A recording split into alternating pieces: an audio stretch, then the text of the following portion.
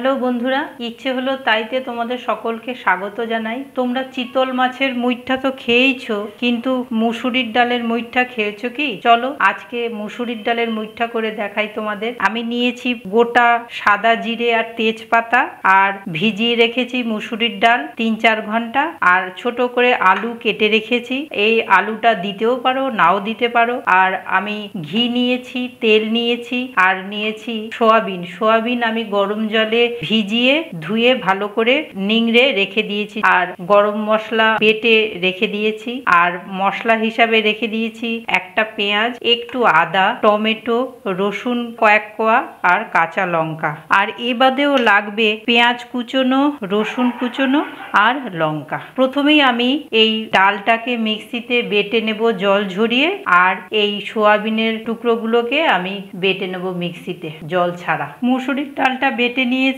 আধা বাটা করেছি, পুরো মিহি করে বাটিনি। এবার বাটা মুসুরির ডালটা অন্য একটা পাত্রে ঢেলে নিচ্ছি। আর সোয়াবিন যেটা বেটে রেখেছিলাম সেই বাটাটাও নিয়ে নিচ্ছি। আর পেঁয়াজ কুচোনো, রসুন কুচোনো, লঙ্কা কুচোনো রেখে দিয়েছিলাম, সেগুলো দিয়ে দিচ্ছি। এবার স্বাদ অনুসারে একটু লবণ দিতে হবে, আর সামান্য হলুদ দিতে হবে। জল একদমই দেওয়ার প্রয়োজন নেই। আর প্রয়োজন অনুসারে একটু বেসন দিতে হবে। বেসনটা দিতে হবে টাইট করার জন্য। একবারে অনেকটা দেওয়ার প্রয়োজন নেই, আমি 1.5 চামচ মতন দিলাম। দেখি আর প্রয়োজন হয় কিনা, যদি প্রয়োজন হয় তবেই দেব, নচেত নয়। এবার এটা ভালো করে মেখে নেব। আর সামান্য একটু দেব বেসন, আরও 1 চামচ মতন দিলাম। বেসনের পরিবর্তে ময়দা দিয়েও করতে পারেন, তবে বেসন দিয়ে বেশি ভালো লাগবে। মাখা হয়ে গেছে। এবার আমি এক একটা মুইঠার আকার করে গড়ে নেব। কারো ইচ্ছে হলে গোল গোলও করতে পারেন, কারো ইচ্ছে এরকম যেমন চিতল মাছের মুইঠা করি এইভাবেও করতে পারেন। এবার এই আকার দিয়ে একটা পাত্রে পরপর সাজিয়ে রাখছি ভাজার জন্য। গ্যাসে কড়াই বসিয়ে তাতে সর্ষের তেল দিয়ে দিলাম খানিকটা, মুইঠাগুলো ভাজবো বলে। একটু তেলটা দিতে হবে, কেননা ওগুলো অল্প তেলে ভাজলে হবে না। গ্যাসের ফ্লেমটা বাড়িয়ে দেব, তেলটা গরম হোক। তেলটা গরম হয়ে গেছে। এবার একটা হাতা এরকম গরম তেলে দিয়ে হাতাটাকে তেলে ভিজিয়ে নিচ্ছি, দিয়ে তেলটা ঝরিয়ে নিলাম। এটা একটা ট্রিক। এবার আমি এই হাতাটা করেই এই মুইঠাগুলো একে একে ছেড়ে দেব, হাতে যাতে না ছিটকে আসে। যারা নতুন রান্না করছো বা করছেন তাদের ক্ষেত্রে এটা খুব সহজ ব্যাপার হবে। তেল ছিটকে আসে তাতে পুড়ে যাওয়ার সম্ভাবনা থাকে।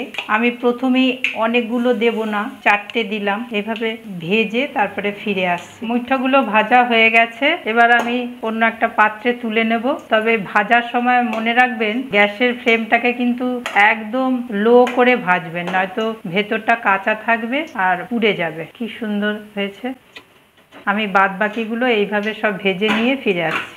সমস্ত মুইঠাগুলো ভেজে উঠিয়ে রেখেছি। এগুলো বিকেলবেলায় অতিথি এলে স্ন্যাক্স হিসাবেও ব্যবহার করতে পারে, সস দিয়ে দারুণ মুখরোচক। এইভাবে আমি ভেজে উঠিয়ে রাখলাম। এবার ওই কড়াইতেই আমি 2টো তেজপাতা দিয়ে দিচ্ছি, সামান্য সাদা জিরে ফোড়ন হিসাবে দিচ্ছি, 2টো লঙ্কা ফাটিয়ে দিলাম। এখানে ইচ্ছে হলে শুকনো লঙ্কাও দেওয়া যেতে পারে। আর ওই কেটে রাখা আলুগুলো দিয়ে দিচ্ছি। গ্যাসের ফ্লেমটাকে বাড়িয়ে দেব। এবার নাড়াচাড়া করে নেব ফোড়নের সাথে আলুটাকে ভালো করে। এই মুইঠা আলু ছাড়াও করা যেতে পারে, আমি আলু দিয়ে করছি। এইভাবে 2 মিনিট হতে দেব, ঢাকা দিয়ে 2 মিনিট হতে দেব। ফিরে আসছি 2 মিনিট পর। 2 মিনিট পর ফিরে এলাম, ঢাকাটা খুলছি। আলু ভাজা ভাজা হয়ে গেছে। এবার যে মশলাটা বেটে রেখেছিলাম, আদা, পেঁয়াজ, রসুন আর টমেটো, লঙ্কা, সেই পেস্টটা দিয়ে দিচ্ছি। গ্যাসের ফ্লেমটা বাড়িয়ে দেব। ভালো করে এটা পেঁয়াজটার কাঁচা গন্ধ যতক্ষণ না চলে যায় ততক্ষণ একটু কষিয়ে নেব। 1 চামচ জিরে গুঁড়ো দিয়ে দিচ্ছি, তার মধ্যে 1 চামচ ধনে গুঁড়ো, সামান্য হলুদ, স্বাদ অনুসারে লবণ। বেশ করে আবার কষিয়ে নেব মশলা সহযোগে। মশলাটা যাতে পুড়ে না যায় সেই জন্য সামান্য জল দেব। স্বাদ অনুসারে একটু চিনি দিচ্ছি। এই রান্নাটাতে একটু চিনি না দিলে ভালো লাগবে না। মশলাটা থেকে গন্ধ বেরোচ্ছে, মশলাটা কষানো হয়ে গেছে। তেল ছেড়ে এসছে মশলাটা থেকে। এবার আলুটা সেদ্ধ হওয়ার জন্য অল্প জল দেব। আলু সেদ্ধ হওয়ার জন্য অল্প জল দিলেই হতো, কিন্তু যেহেতু আমি মুইঠাগুলো দেব, মুইঠাগুলো জল টেনে নেবে, ঝোলটা টেনে নেবে, সেই জন্য সামান্য একটু বেশি জল দিতে হলো। এইবার ঢাকা দিয়ে 2 মিনিট ফুটুক, ঢাকা দিয়ে ফিরে আসছি। ফিরে এলাম 2 মিনিট পর, ঢাকাটা খুলছি।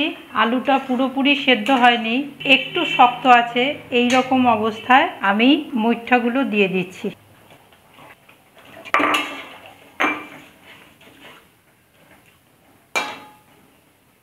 এবার বেটে রাখা গরম মশলা দিয়ে দেব